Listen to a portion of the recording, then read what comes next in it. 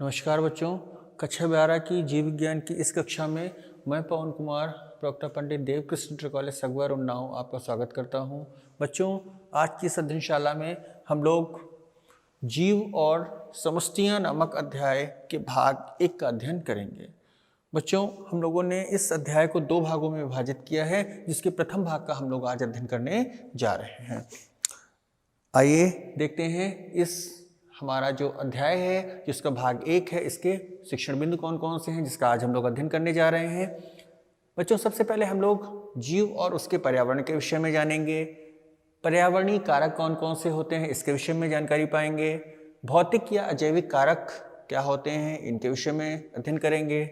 जलवायुवीय कारक, जिनके अंतर्गत प्रकाश, तापमान, वायु, जल, वर्षा आदि के बारे में अध्ययन करेंगे। स्थलाकृतिक कारकों के विषय में जानकारी ली जाएगी। मृदीय कारक, इसके विषय में जानकारी करेंगे। अजैविक कारकों के प्रति जो अनुक्रियाएं होती हैं, जो कि उनके उसके विषय में जानकारी पाएंगे, तथा जो जैविक कारक हैं उसके विषय में भी अध्ययन करेंगे। आइए आगे बढ़ते हैं। सबसे पहले हम लोग देखते हैं जीव और पर्यावरण। बच्चों, जब पृथ्वी पर पाए जाने वाले समस्त तत्वों का हम लोग अध्ययन करते हैं तो क्या ज्ञात होता है कि यहाँ पर जो पाए जाने वाले तत्व होते हैं 2 प्रकार के होते हैं। एक तो सजीव होते हैं और एक निर्जीव होते हैं। ऐसे तत्व जिनमें गमन, पोषण, पाचन, श्वसन आदि जैविक क्रियाएं पाई जाती हैं और वह अपनी संख्या में वृद्धि करने की भी क्षमता रखते हैं, सजीव कहलाते हैं। इसके अंतर्गत सूक्ष्म प्रोटिस्टा से लेकर के विशालकाय जंतु व वनस्पति आते हैं। बच्चों, आप लोगों ने पूर्व में अध्ययन किया है कि जैसे जो विषाणु है उसको हम लोग सजीव और निर्जीव के बीच की कड़ी मानते हैं, क्योंकि जो विषाणु है उसमें कुछ लक्षण तो सजीवों के हैं और कुछ लक्षण निर्जीवों के हैं। विषाणु के बाद कि जब हमारा जो विकास की परंपरा आगे बढ़ती है तो फिर उसमें सजीवों का विकास होता है। ऐसे तत्व जिनमें उपरोक्त उपापचय क्रियाएं जो ऊपर ये लिखी हुई हैं नहीं पाई जाती हैं, वे निर्जीव तत्व कहलाते हैं। निर्जीव तत्वों से आप लोग भली भांति परिचित हैं कि कौन कौन से तत्व निर्जीव होते हैं। आइए अब देखते हैं कि पर्यावरण क्या होता है। पर्यावरण प्रत्येक जीव के चारों ओर पाया जाने वाला वह भौतिक व जैविक संसार जहां जीव निवास करते हैं पर्यावरण कहलाता है। जीव के चारों ओर पाए जाने वाले वे सभी कारक जो जीव के जीवन पर प्रत्यक्ष या परोक्ष रूप से प्रभाव डालते हैं पर्यावरण के अंतर्गत आते हैं। आइए बच्चों, अब देखते हैं पर्यावरणीय कारक कौन कौन से होते हैं। प्रत्येक कारक जो जीवों पर प्रभाव डालता है पर्यावरणीय कारक कहलाता है। पर्यावरण में अनेक कारक होते हैं जो कि एक साथ मिलकर जीवों पर प्रभाव डालते हैं।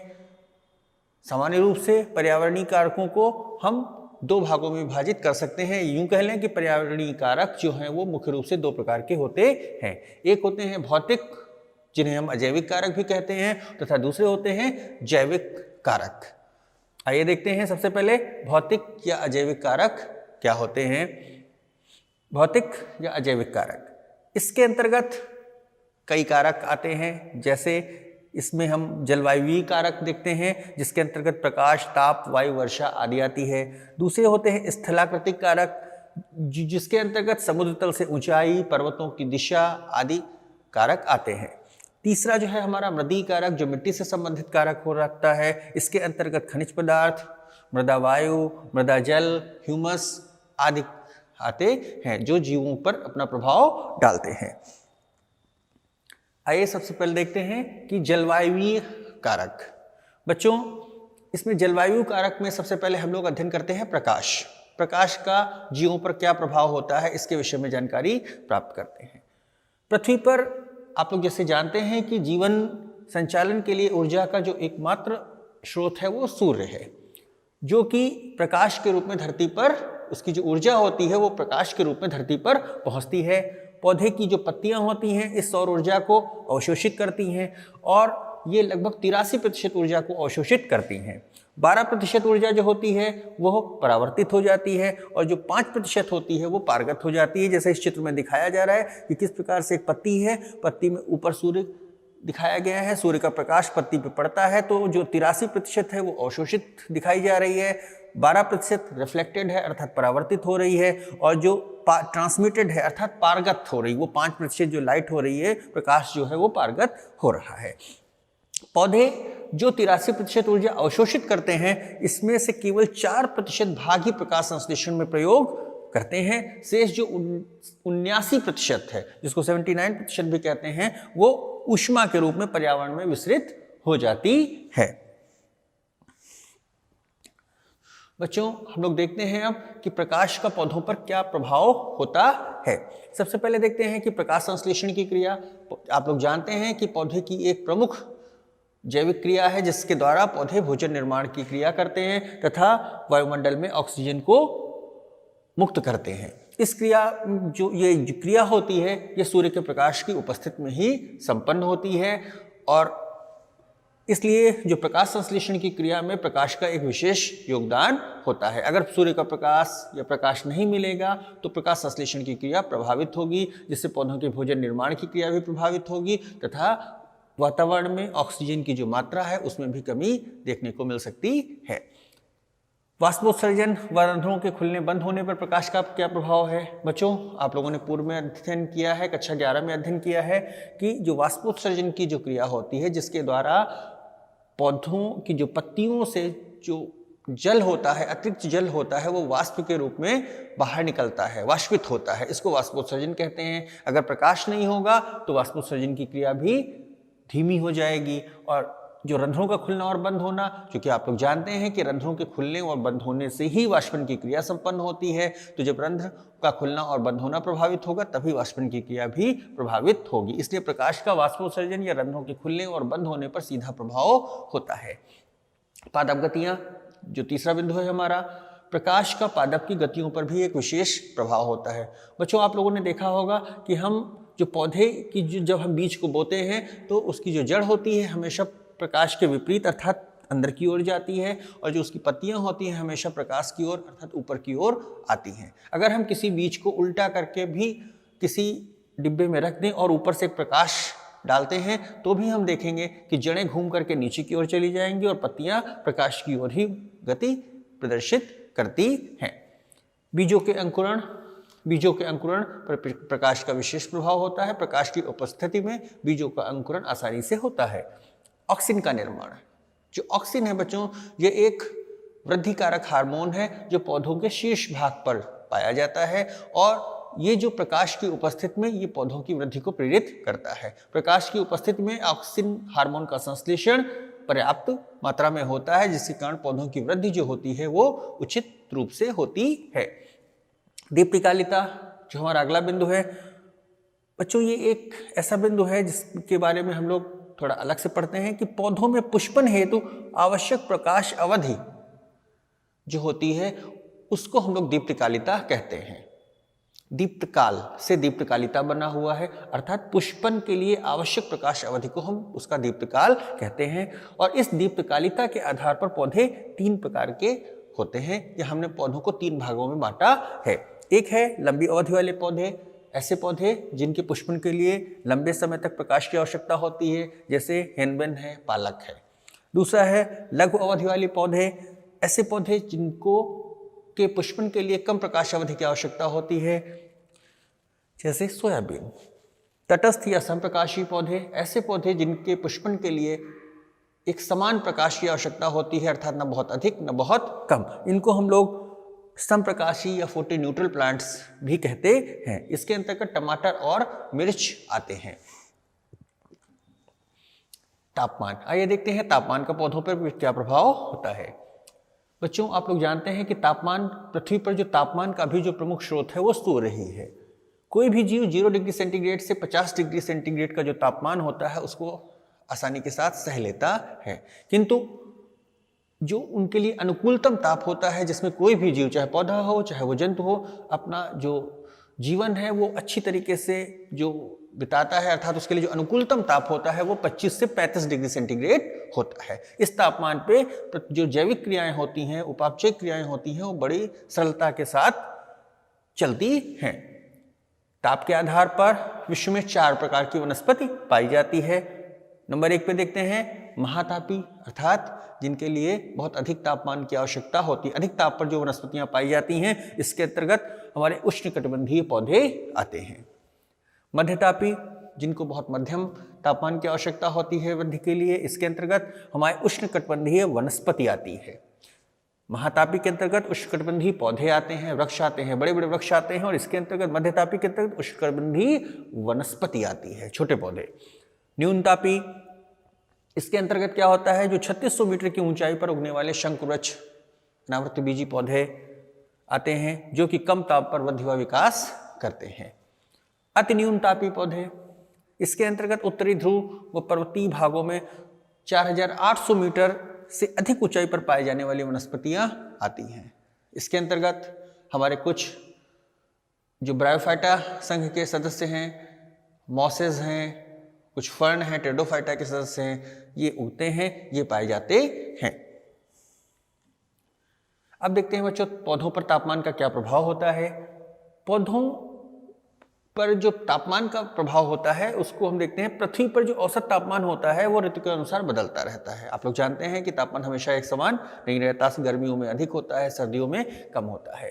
भूमध्य रेखा से जब ध्रुवों की ओर तथा मैदानों से जब पर्वत शिखरों की ओर बढ़ते हैं तो तापमान में निरंतर कमी देखने को मिलती है। तापमान बढ़ने के साथ साथ प्रकाश संश्लेषण की दर जो होती है वो बढ़ती है। 30 डिग्री सेंटीग्रेड तापमान जब बढ़ता है तो श्वसन दर बढ़ती है, किंतु यदि तापमान 30 डिग्री सेंटीग्रेड से जब अधिक होने लगता है तो श्वसन की दर पे विपरीत प्रभाव पड़ता है, अर्थात श्वसन दर कम हो जाती है। बीजों के अंकुरण पर तापमान का विशेष प्रभाव होता है।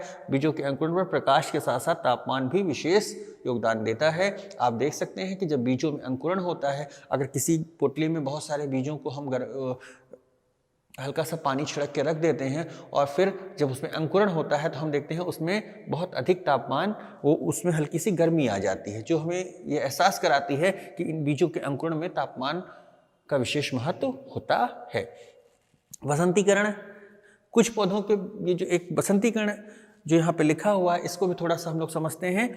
कुछ पौधों के बीज सामान्य तापमान पर अंकुरित नहीं होते हैं और इन्हें अंकुरण के लिए कुछ समय तक कम तापमान पर रखना आवश्यक होता है, और ऐसा करने से बीज जो होते हैं अंकुरित हो जाते हैं। यह क्रिया ही बसंतीकरण कहलाती है। बसंतीकरण का अगर दूसरे शब्दों में हम अर्थ समझना चाहें तो बीजों को उनके अनुकूलतम जिसमें उनका अंकुरण हो सके उस तापमान में उनको कुछ समय के लिए यदि रखा जाता है तो यही क्रिया बसंतीकरण कहलाती है।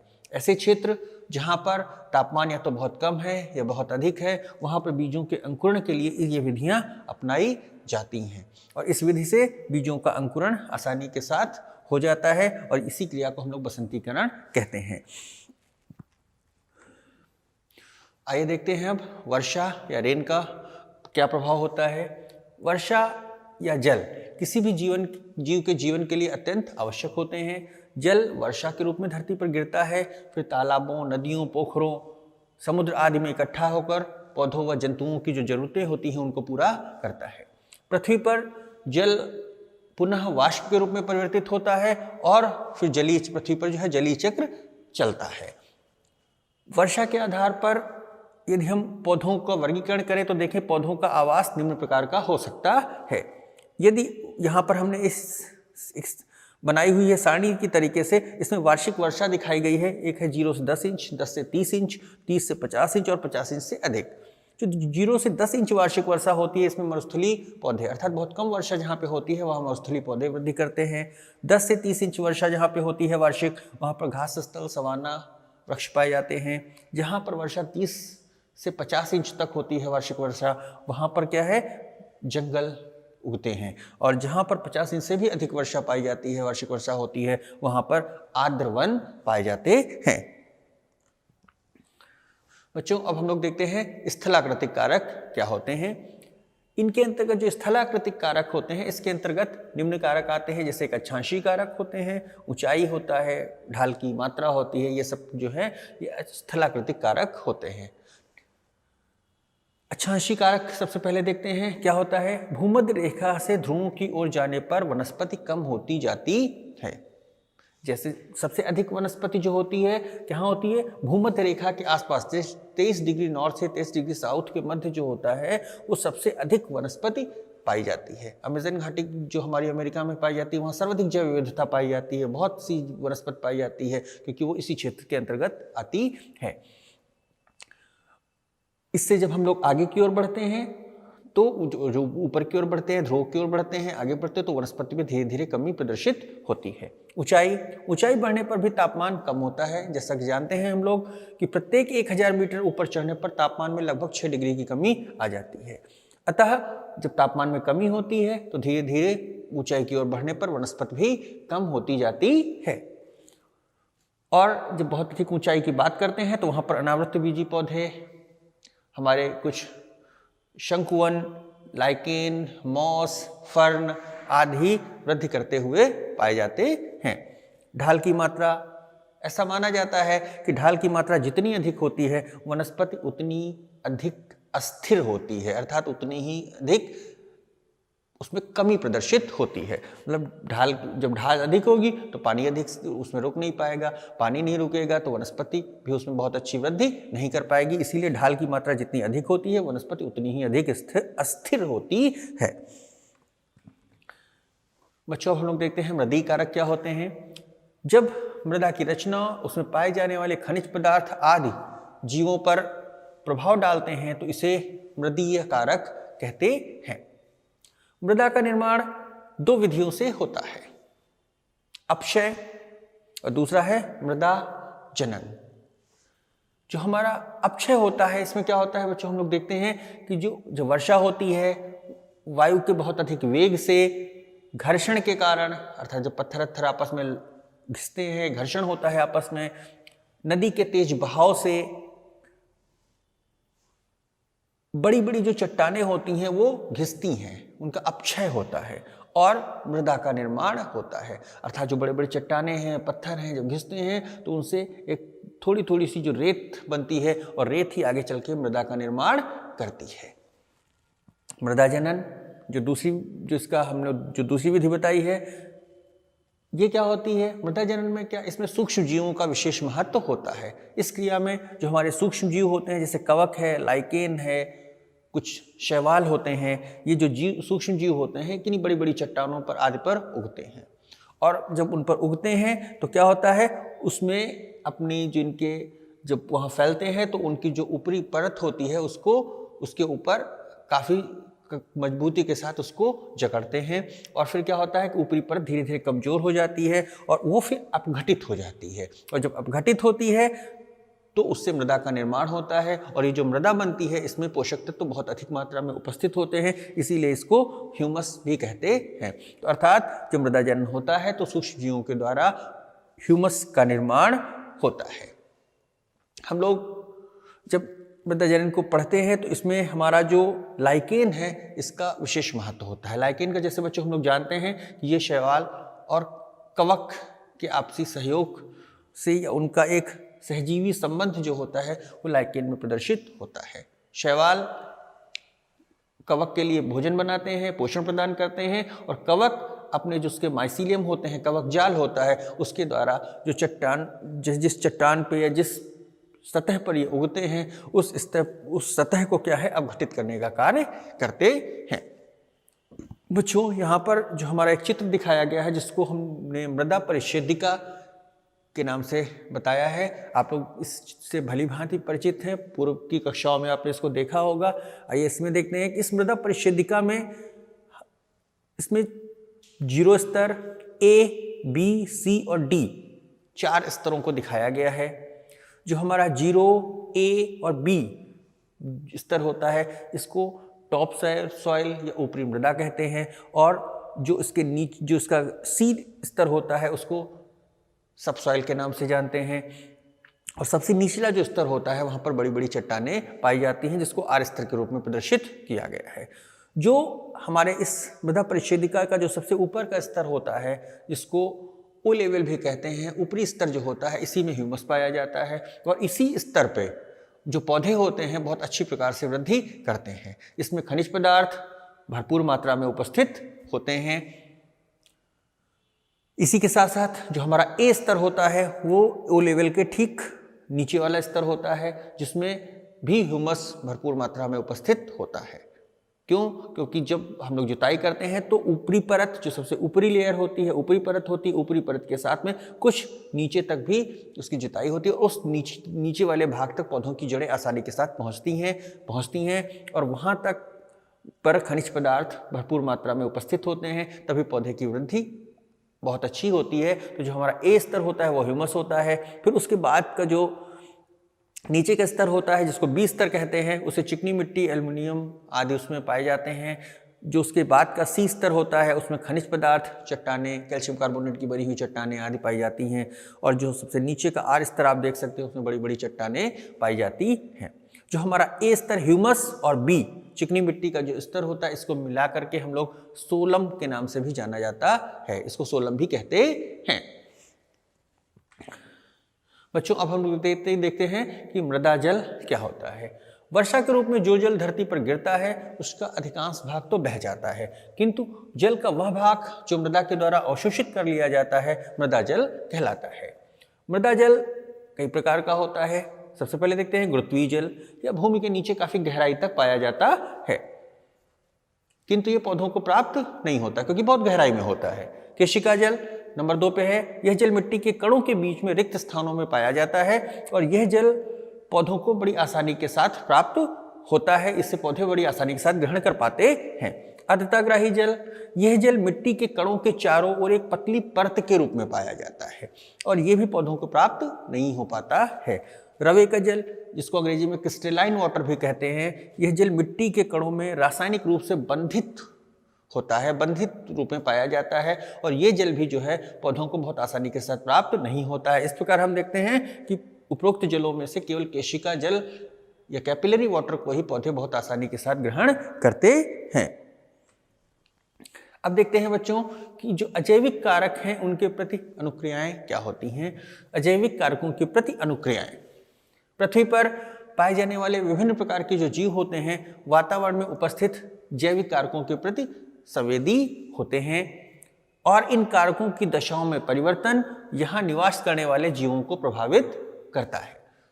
यहाँ पर बच्चों एक प्रश्न उठता है कि जो जीव होते हैं वातावरण में पाए जाने वाले विभिन्न अजैविक कारकों से उत्पन्न होने वाली जो विभिन्न विपरीत परिस्थितियां होती हैं उनका सामना वो कैसे करते हैं।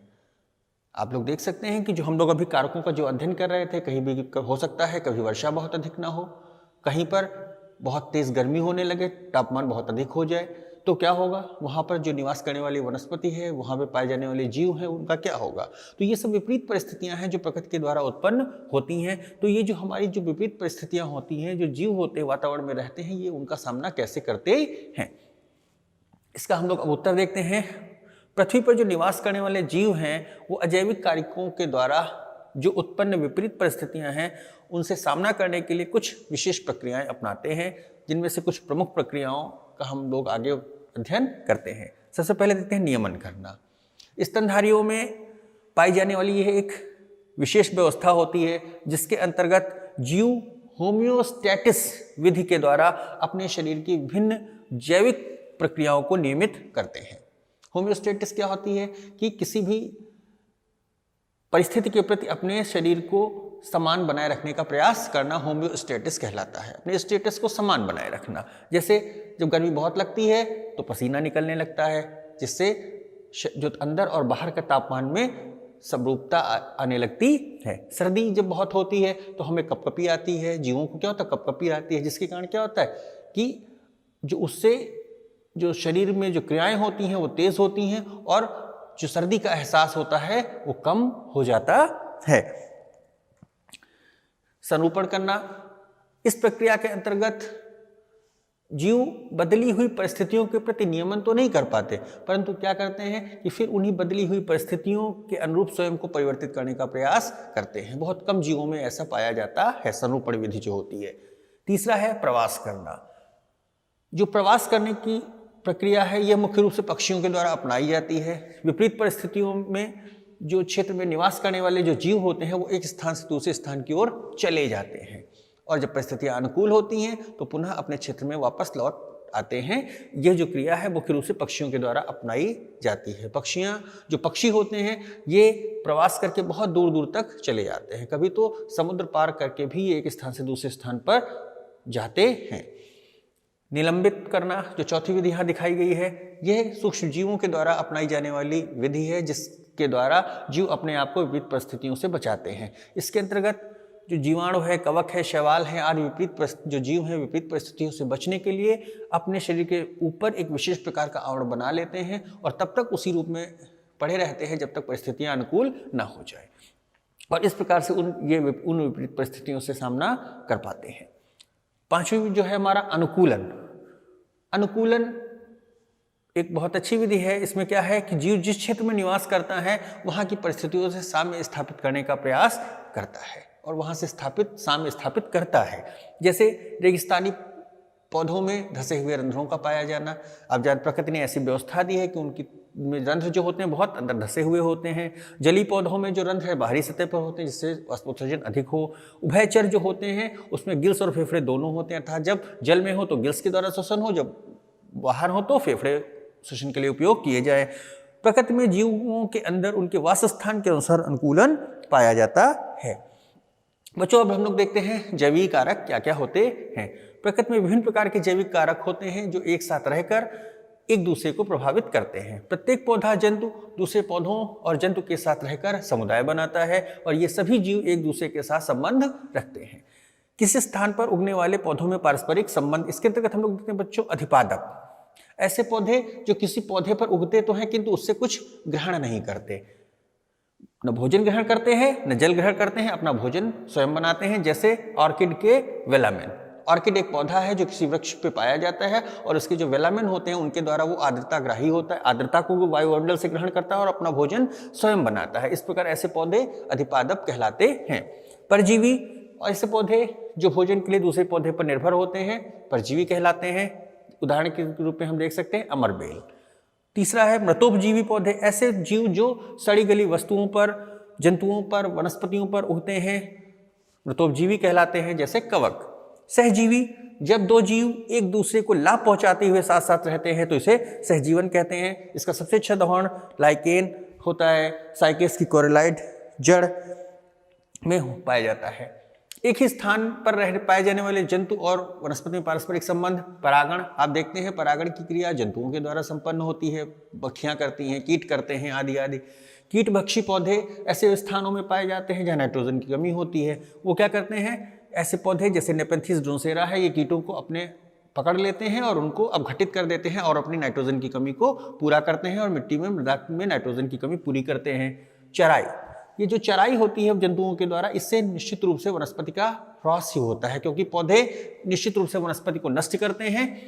कृंतक, ये भूमि के अंदर जैसे चूहे होते हैं, ये भूमि के अंदर बीजों को खा जाते हैं, जड़ को खा लेते हैं, जिससे यहाँ पर नुकसान होता है। एक ही स्थान पर उगने वाले पौधे व उसी मैदान में रहने वाले जंतुओं के बीच में संबंध, जैसे ह्यूमस निर्माण। सूक्ष्म जीवों के द्वारा मृदा में अपघटन के फलस्वरूप ह्यूमस का निर्माण होता है।